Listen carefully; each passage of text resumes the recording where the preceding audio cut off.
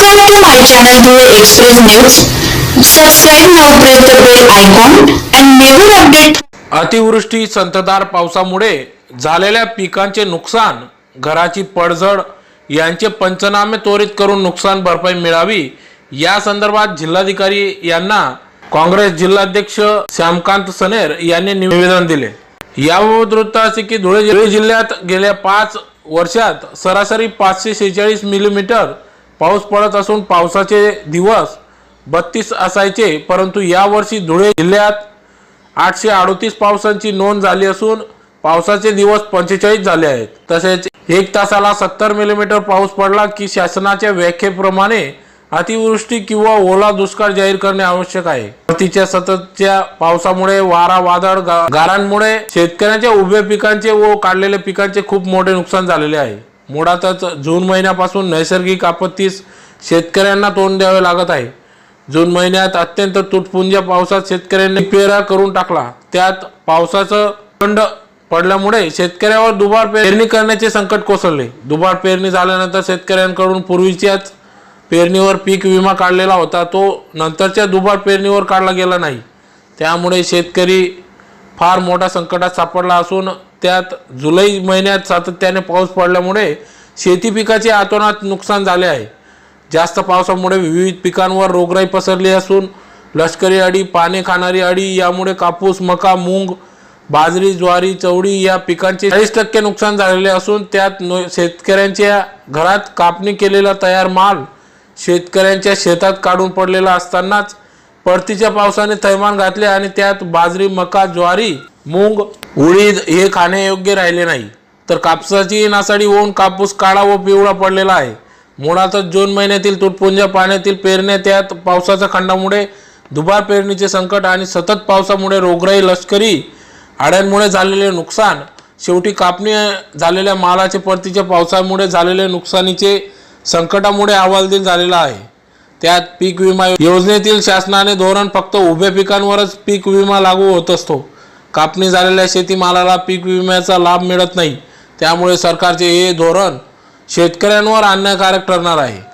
पीक विमा काढलेला शेतकरी व न काढलेला शेतकरी परतीच्या पावसामुळे संकटात सापडलेला आहे, परंतु राज्य शासनाच्या कृषी धोरणामार्फत पीक कापणीनंतरच्या नुकसानीचे अंदाज व झालेले नुकसान भरपाई कशा पद्धतीने देईल याबाबत शासनाचे कुठलेही धोरण निश्चित न झाल्यामुळे शेतकरी अधिकच संकटात सापडत जात आहे। या वर्षीही जिल्ह्यातील पाऊस सरासरीपेक्षा 1.5 पटीने वाढलेला असून त्यात दिवसाला 70 मिलीमीटर पावसाची मर्यादा ओलांडलेला असल्याने म्हणून शासनाने कुठलेही विलंब न लावता हा जिल्हा ओला दुष्काळ म्हणून जाहीर करावा व सरसकट कर्जमाफी, वीज बिल माफ करण्याचे धोरण तातडीने तयार करावे। तसेच पीक विमा कंपनीकडून उभ्या पिकांप्रमाणे कापणी पिकांनाही अनुदान उपलब्ध करून देण्यासाठी शासनाने धोरण करावे अशी आग्रहाची मागणी या निवेदनातून करण्यात आली आहे।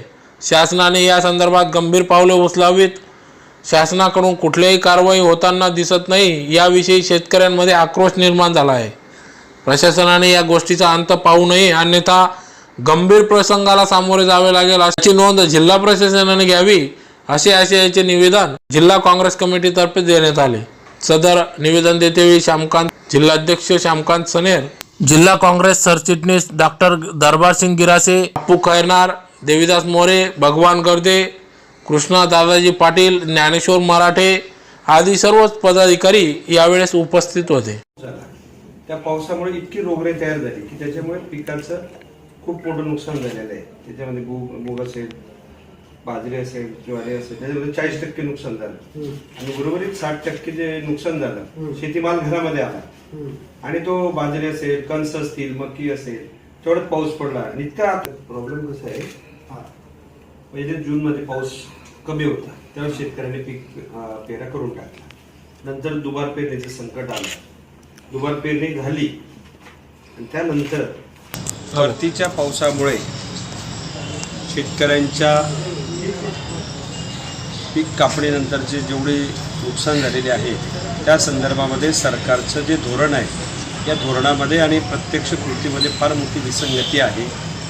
आम्ही आज जिल्हाधिकारी महोदयांना ही गोष्ट निदर्शनास आणून दिली की पीक विम्याचं जे धोरण आहे ते उभ्या पिकांसाठी आहे पण ज्या शेतकऱ्यांनी आपला कांदा असेल, मूग असेल, ज्वारी असेल, बाजरी असेल, मका असेल, कापूस असेल हे आपल्या घरामध्ये आणलं किंवा आपल्या शेतामध्ये काढून ठेवलेलं होतं आणि हे काढलेल्या मालाचं, शेतीमालाचं या परतीच्या पावसामुळे फार मोठ्या प्रमाणावर नुकसान झालेलं आहे आणि हे नुकसानसाठी सरकारचं कुठलंही धोरण नाही आणि म्हणून या शेतकरी राजाला या संकटातून बाहेर काढता यावं म्हणून सरकारने काही धोरण आखावं, त्यांना मदत मिळावी म्हणून आम्ही या संदर्भामध्ये सरकारचं लक्ष वेधलेलं आहे.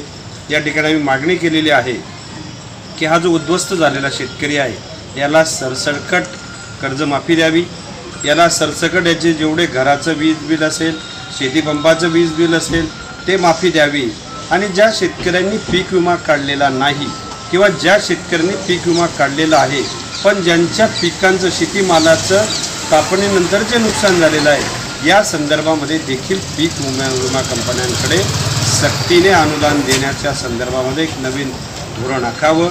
याच्या संदर्भामध्ये पूर्ण धुळे जिल्ह्यामध्ये संतप्त भावना आहेत, शेतकऱ्यांच्या मनामध्ये आक्रोश आहे आणि येत्या काही दिवसामध्ये या संदर्भात जर सरकारने पावलं उचलले नाही तर हा जन आक्रोश बाहेर येईल आणि याचा परिणाम प्रशासनाला भोगावा लागणार आहे आणि म्हणून ह्याच मागणीबरोबर काही शेतकऱ्यांचे घरांचे पडझडसुद्धा या निमित्तानं झालेले आहे. त्यासाठी सुद्धा सरकारचं धोरण अद्याप या ठिकाणी निर्गमित करण्यात आलेलं नाही. आज आम्ही तीही मागणी केली आणि जिल्हाधिकारी महोदयांनी आमच्या सर्व मागण्यांचा सकारात्मक विचार करून उद्यापासूनच पडझड झालेल्या घरांचे पंचनामे करण्यासंदर्भात आणि कापणी झालेल्या पिकाच्या संदर्भात आणि उभ्या पिकांच्या पीक विम्याच्या संदर्भात सर्व पंचनामे करण्याचं आम्हाला या ठिकाणी अभिवचन दिलेलं आहे. त्यांनी आश्वस्त केलेलं आहे. आता येणाऱ्या काळामध्ये हे पंचनामे शेतकरी महोदयांनी तातडीने करून घ्यावेत ही सगळ्या जनतेला या निमित्तानं विनंती. Subscribe to my channel Dhule Express News. Subscribe now.